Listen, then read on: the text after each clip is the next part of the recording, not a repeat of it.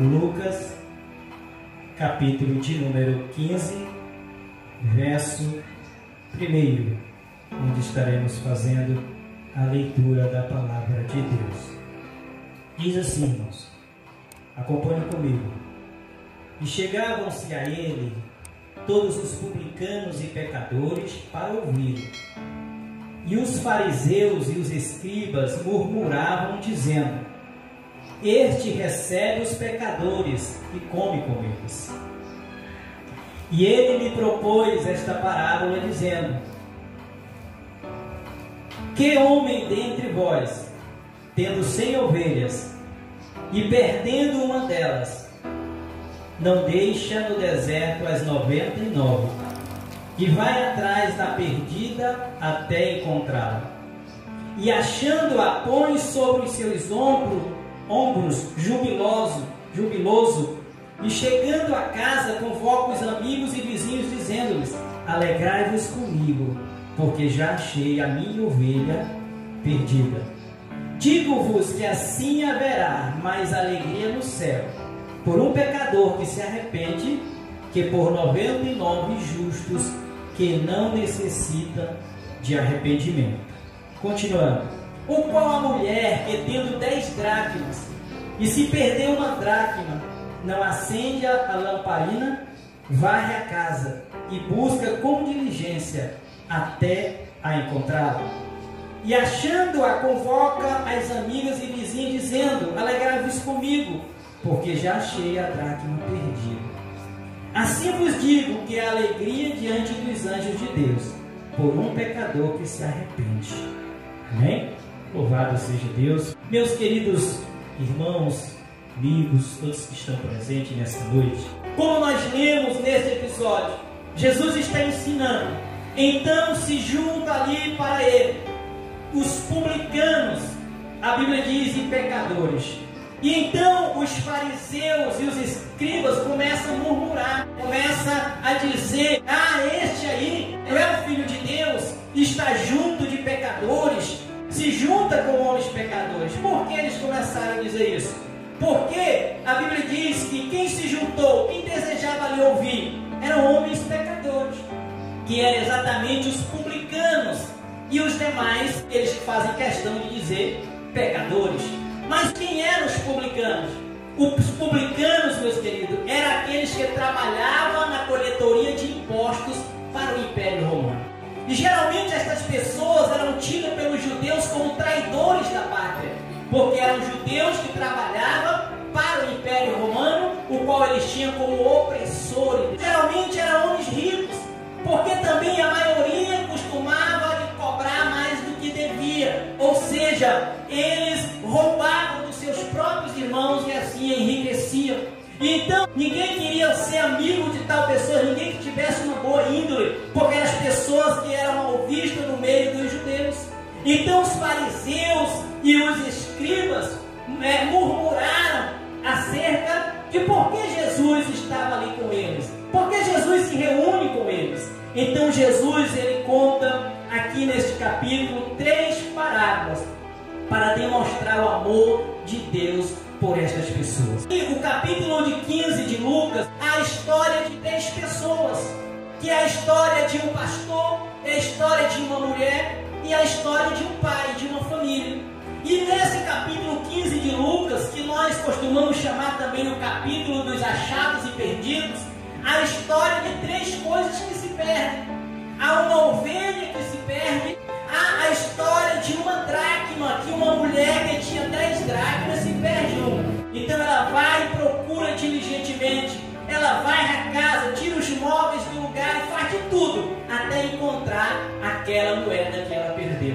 E a terceira história é a história de um filho, que está na casa do seu pai, e ali também ele sai pelo mundo e ele se perde. Mas este filho retorna à casa do seu pai. E quando Jesus é então ali, feito aquela indagação diante deles para os fariseus, ele conta a primeira história e ele diz: Vem cá, deixa eu contar uma história para você. Qual é de vocês que, se tiver 100 ovelhas e uma dessas ovelhas se desgarrar, se uma dessas ovelhas se perder, qual é de vocês deixa as 99 no deserto, ou seja, ou no curral, né? E vai em busca da se perdeu. E vocês fazem isso, e quando encontram, vocês ficam tão alegres que vocês reúnem os vizinhos, vocês reúnem os amigos e fazem festa porque vocês encontrou uma ovelha perdida, um animal. E eu quero dizer para você que assim também eu quero dizer para vocês a alegria no céu quando um pecador é encontrado, quando um pecador se arrepende, assim como vocês se alegram por uma ovelha, esquecendo das 99 que ainda está no aprisco, assim no céu há uma alegria, louvado seja Deus, tremenda, quando um pecador chega à presença de Deus, reconhecendo a Deus como o único e suficiente Salvador da sua vida. Louvado seja o nome do Senhor. Então aqui, meus amados irmãos, nós temos esta indagação, e eu vejo aqui de uma forma simbólica nessas três histórias, três aspectos do ser humano. A primeira, na história da ovelha, eu vejo o aspecto do ser humano como propriedade exclusiva de Deus. A ovelha tinha um dono. Quem era esse dono? Era o pastor. E essa ovelha se perdeu, mas ele vai ao encontro dela.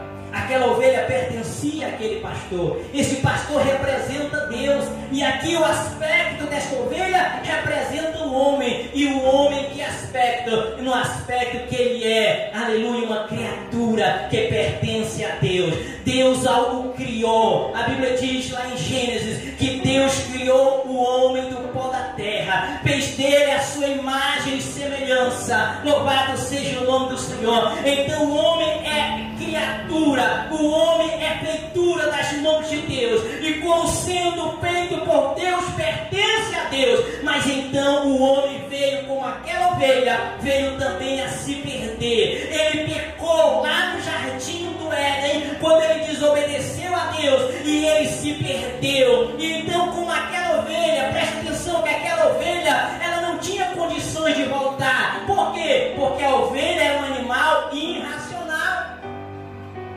Por isso o pastor teve que ir ao encontro dela. Esse primeiro aspecto da ovelha é aspecto do homem que se perdeu. E quando o homem se perdeu lá no Éden, então a Bíblia diz que o pecado gerou a morte. E então ele está perdido para a eternidade. Se Deus não agir para salvar ele, então ele não tem mais condições de voltar para Deus. Como aquele pastor fez, Jesus está demonstrando o que Deus fez. O homem não tinha, mesmo que quisesse voltar depois do pecado, não tinha mais jeito, porque agora ele tinha que morrer pela afronta que ele tinha causado a Deus. Ele se tornou escravo do pecado. Mas a Bíblia diz que Deus o amou tanto, que Deus, aleluia, enviou do céu a solução. Então na ovelha, olhando figuradamente, está o aspecto do homem como uma criatura pertencente a Deus, uma criatura que tem de maneira incondicional o amor de Deus. E então, se o homem pode ser salvo, ele pode ser salvo porque Deus resolveu salvá-lo. Porque Deus fez tudo o que o homem precisava para ser salvo. Ele pagou o preço do pecado que ele cometeu diante de Deus, lá na cruz do Calvário, através de Cristo. E então agora, se o homem quiser, ele pode retornar à presença de Deus. E a segunda história fala de uma mulher que tinha 10 moedas, 10 dracmas. E a dracma, uma delas, se perdeu. E a Bíblia diz que a mulher fez de tudo que estava ao seu alcance para encontrar aquela moeda. Talvez o valor não era significativo, irmão. Talvez para quem tinha muitos, aquilo não era nada. Se aquela moeda se perdesse, não fazia conta. Mas ali estava representando o amor de Deus. Aquela única moeda, assim como aquela única ovelha, representava o homem que tem um preço inestimável diante de Deus. Aleluia! A Bíblia diz que o homem é coroa da criação. O homem é aquilo que de mais importante. Quando eu digo homem, eu estou me referindo à humanidade, a ser humano. É o que de mais importante na face da terra. Tudo que existe, o universo criado, a terra criada, tudo que existe na natureza foi criado em função do homem. Todos os seres, todos os animais foram criados em função do homem. Deus os criou todos e então criou o ser humano para ser coroa da criação, para administrar a criação de Deus, e diante dessa administração na terra, o nome de Deus fosse glorificado na vida do homem.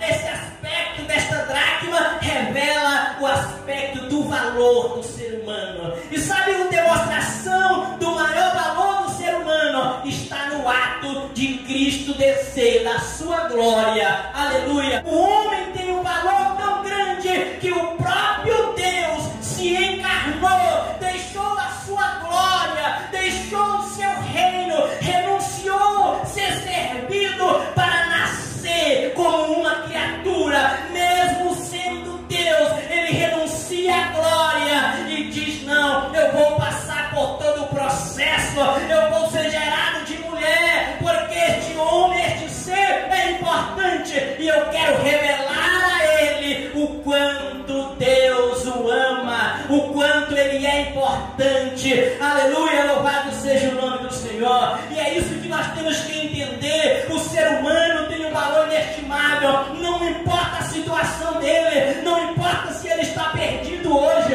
não importa se ele está como aquela ovelha prostrada no deserto diante dos lobos, não importa se é um ser comparado àquela moeda que está perdida aí, que está suja, mas ainda assim ela tem um valor inestimável para Deus, porque este ser, este homem é um ser único. Ele foi criado à imagem e à semelhança de Deus.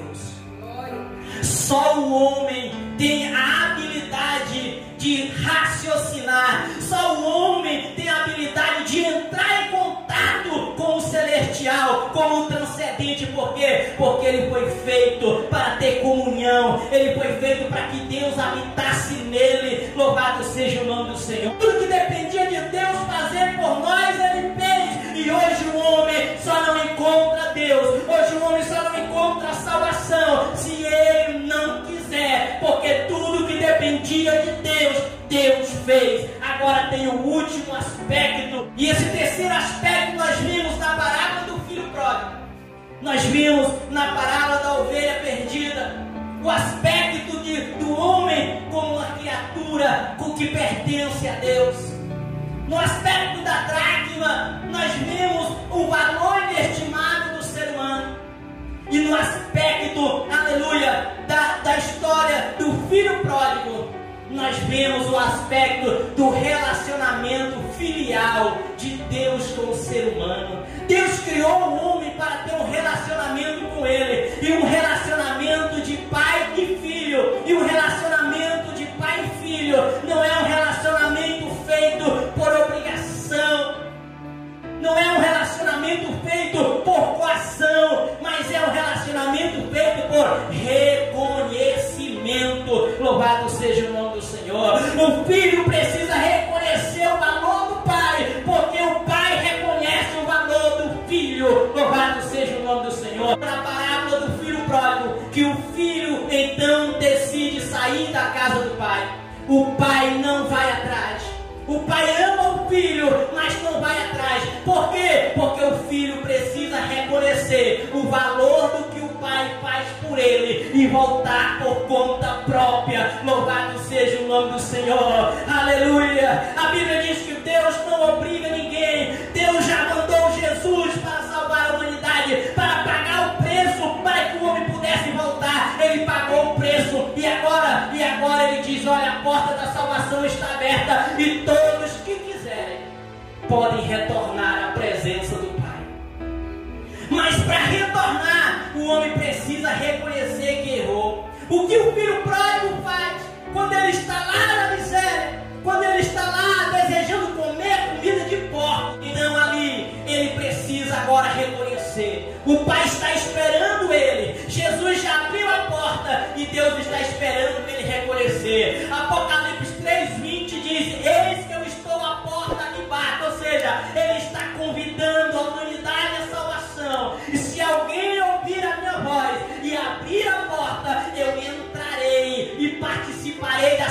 vida. Ele diz assim: eu entrarei e cearei com ele, ou seja, eu passarei a viver, a ter um relacionamento com ele. Louvado seja o nome do Senhor. Mas para isso ele precisa reconhecer, abrir a porta, porque o convite tem sido feito todos os dias. E então a Bíblia diz que quando aquele jovem está lá no lamaçal, o que ele diz? Ele reconhece que pecou. Essa é a parte mais importante na vida do homem. Deus só está esperando de você, que hoje está no mundo de pecado, é que você reconheça, para que Ele possa mudar a sua vida, para que Ele possa mudar a vida do ser humano. A Bíblia diz que aquele jovem, ele reconheceu. A Bíblia diz que quando estava lá, ele parou para pensar e disse: quantas coisas eu tinha na casa do meu pai. Eu tinha servos, eu era servido, e aqui eu estou sendo escravizado. Aqui eu estou no lamaçal cuidando de porcos, desejando comer a mesma lavagem dos porcos, e nem isso alguém me dá. E ele então reconhece quanto eu pequei contra o meu pai. Mas reconhece e faz uma coisa. Ele diz: mas eu vou fazer o seguinte, eu me levantarei deste lugar e eu vou voltar para a casa do meu pai. E chega lá, eu vou dizer para o meu pai o seguinte: pai, eu pequei, eu fiz coisas terríveis, eu sei que eu não mereço ser teu filho, mas eu quero uma coisa, me aceita pelo menos como um dos teus empregados. Então aquele jovem diz: pai, eu sei que eu não mereço ser filho, mas eu quero ser pelo menos um trabalhador teu. E o pai olha para o filho, amoroso, era o que ele sempre desejava. Aquele filho que sai bem vestido, cheio de riqueza, volta agora sem sandália, maltrapilho, barbudo, parecendo um mendigo. O seu pai olha para ele quando ele diz isso, chama um dos seus funcionários e diz assim: traz a melhor roupa, significando proteção. Traz as sandálias para os seus pés. Traz o anel, posição. E ele diz assim: e mata um novilho cevado, porque hoje nós vamos fazer festa, porque o meu filho estava perdido e voltou. Aleluia! Estava morto e reviveu. Louvado seja o nome do Senhor. Esse é o sentimento de Deus por um homem que se arrepende, por uma mulher que se arrepende, por um homem ou uma mulher que reconhece e diz: eu quero viver para Deus, não importa quão pecador ele seja, não importa o que ele tenha feito, para Deus não importa. O que Deus quer é apenas o reconhecimento, a fé no Cristo que se sacrificou na cruz do Calvário, para que Ele possa nos dar o perdão, possa nos restituir, possa nos restaurar e nos dar de novo um lugar na presença dEle como filho. Louvado seja o nome do Senhor. Ele olha: que negócio de empregado, tu é filho. Aleluia, louvado seja o nome do Senhor. Esse aspecto é um aspecto que o homem tem que tomar uma posição. Então nós vimos nessas três histórias a grandeza do amor de Deus revelado. Nós vimos o homem com um aspecto de criação, de propriedade. Nós vimos o homem com um aspecto de valor e riqueza para Deus. E nós vimos o homem no relacionamento de pai e filho. Mas nesse relacionamento, no primeiro Deus fez para o homem porque ele não tinha condição de fazer. No segundo, Deus valorizou o homem porque ele não tinha condição de valorizar a si mesmo. Mas no terceiro aspecto, que é o aspecto de filho, o homem precisa reconhecer que Deus o ama e que ele precisa do pai, para que o pai possa lhe dar aquilo que ele precisa para ir morar no céu. É preciso reconhecer o sacrifício de Cristo para que nós possamos receber a salvação e a vida eterna. Não há outra maneira de alcançar a salvação. Não adianta: mas eu sou bom nesta terra. Bondade não é o suficiente para alcançar o céu. Sabe por quê? Porque a Bíblia diz que a melhor obra, as melhores justiças do homem é comparada a trapo de imundície diante de Deus. Que você possa receber esta palavra